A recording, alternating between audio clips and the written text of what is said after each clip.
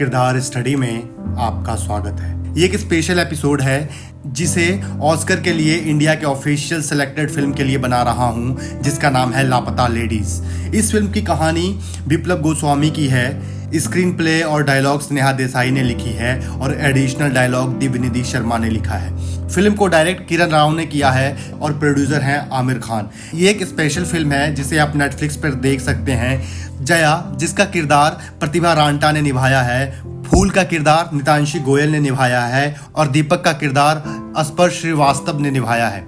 दोस्तों, अगर आपने ये फिल्म अभी तक नहीं देखी है तो जरूर देखिए। दोस्तों, ये 90s के हिंदुस्तान की कहानी है, जहां दो नई नवेली दुल्हन एक ट्रेन के अंदर किसी दूल्हे के साथ बदल जाती है। कहानी सिंपल है लेकिन बनाया बहुत अच्छा है।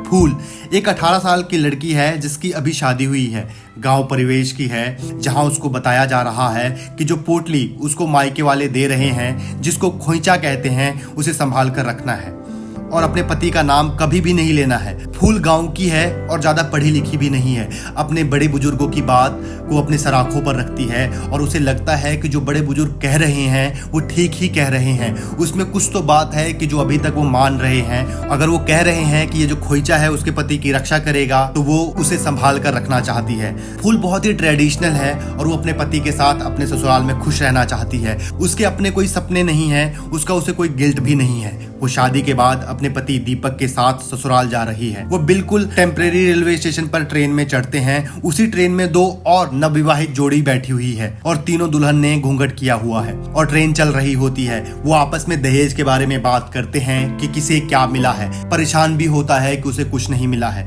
दहेज जो सटायर है बहुत ही सटीक है, जिसे ना कुछ ज्यादा बताने की कोशिश की है, बस दिखाया गया है और लोगों के ऊपर छोड़ दिया गया है कि वो दहेज को सही समझते हैं या गलत। ट्रेन चलती है और एक जोड़ा उतर जाता है अपनी बीवी को लेके। दो जोड़े बच जाते हैं, फूल और जया।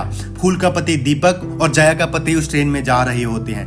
तभी दीपक की नींद खुलती है और वो देखता है कि उसका स्टेशन आ गया और वो एक दुल्हन की हाथ पकड़ता है और नीचे उतर जाता है। जो दुल्हन है वो बस अपने दूल्हे का जूता देख रही है और वो उतर जाती है। दीपक जिसका हाथ पकड़ के ट्रेन से उतरता है वो फूल नहीं, जया है। जया को भी नहीं पता चलता कि यह उसका पति नहीं दीपक है और दीपक को भी पता नहीं चलता कि यह फूल नहीं, जया है।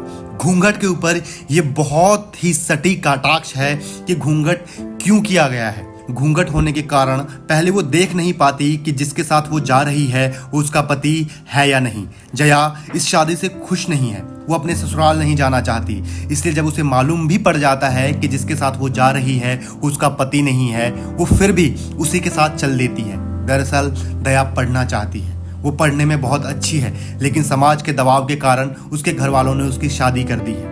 उसे पढ़ने के बाद किसानी करनी है। उसे पता है वो किसानी में बहुत अच्छा कर सकती है, लेकिन किसान को किसी एक जेंडर के साथ देखा जाता है, इसीलिए लोग उस पर ज़्यादा ध्यान नहीं देते हैं। वो पढ़ाई भी एग्रीकल्चर में ही करना चाहती है। वो दीपक के साथ इसलिए चल देती है क्योंकि उसे लगता है कि वो कुछ दिन बाद वहाँ से निकल जाएगी और जिस कॉलेज में उसने एडमिशन के लिए फॉर्म भरा है वहाँ अपने गहने बेच के चली जाएगी। लेकिन दीपक का ऐसा कुछ भी प्लान नहीं है। जब वो जया को अपने घर के बाहर घूंघट उठने के बाद देखता है तो हैरान हो जाता है। उसे समझ नहीं आता कि क्या हो गया, उसकी फूल कहाँ गई। वो परेशान हो जाता है, अपनी फूल को ढूंढने में लग जाता है। वो किसी को दोष नहीं देता। फूल जब सो के उठती है तो देखती है कि वहाँ दीपक नहीं है। वो ट्रेन से उतरती है और खिड़कियों में देखने लग जाती है कि दीपक कहाँ है। उसे कुछ समझ ही नहीं आता है। एक आदमी उसे घूंघट उठाने को कहता है, लेकिन वो उसका पति नहीं है। वो डर जाती है और छुप जाती है। उसे समझ नहीं आता कि वो क्या करे और सुबह एक टी स्टॉल के पास जाती है। उसे जब पूछा जाता है कि वो कहाँ की है तो उसे पता ही नहीं। वो बोलती है कि उसका ससुराल किसी फूल के नाम पे है और उसका नाम भी फूल है। जो टी स्टॉल की मालकिन होती है वो बहुत परेशान होती है। वो उसे दुनियादारी के बारे में समझाती है। वो उसे बताती है कि पढ़ाई और दुनिया के बारे में समझ कितना ज़रूरी है। उसे कहती है कि उसने दुनिया देखी है और ये पोटली जो उसने पकड़ रखा है ये उसके पति के लाइफ की गारंटी नहीं है। उसके पति ने उसे धोखा दिया है और सारा गहना लेके पहले ही उतर गया है। फूल कहती है कि ऐसा कुछ नहीं है, उसका पति उससे बहुत प्यार करता है। दोस्तों, इस फिल्म में सभी किरदार के पास अपनी अपनी बाधाएं हैं। फूल अपने पति के इंतजार में स्टेशन पर टी स्टॉल में काम कर रही है। उसे अपने प्यार पर पूरा भरोसा है। उसे पता है उसका पति उसे धोखा नहीं देगा। उसे मालूम है चाहे उसकी शादी को एक ही दिन हुआ है, लेकिन उसका पति दीपक उसे बहुत प्यार करता है। उसे मालूम है दीपक उसे लेने जरूर आएगा। वो उसका इंतजार करती है, चाहे लोग कुछ भी कहें, चाहे उसके बारे में जो भी सोचें। वो अपने पति के साथ ससुराल में रहना चाहती है, एक सादा जीवन जीना चाहती है। उसका अपना कोई सपना नहीं है, उसे बस अपने पति के साथ रहना है। वो वही करना चाहती है जो उसके घर वालों ने उसे बोला है।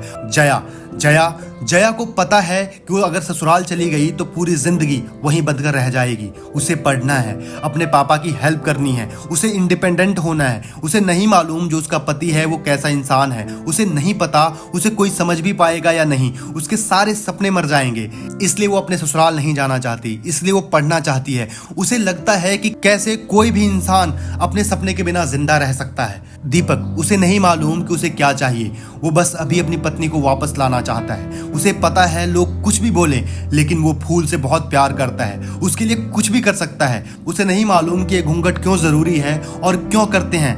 बस उसे अपनी फूल चाहिए और वो फूल के लिए कुछ भी करने को तैयार है। फिल्म के कई दृश्य बहुत कमाल के हैं। दोस्तों, किरदार के बारे में हम जितनी चाहे बात कर सकते हैं। आप किस किरदार को अच्छे से जानना चाहते हैं मुझे बताएं। आप इस चैनल को देखते रहें, अपना प्यार दें। किरदार जानने का ये सफ़र कैसा रहा ज़रूर बताइए, और हौसला अफजाई के लिए लाइक, शेयर और सब्सक्राइब करें। बहुत बहुत प्यार, नमस्कार, धन्यवाद।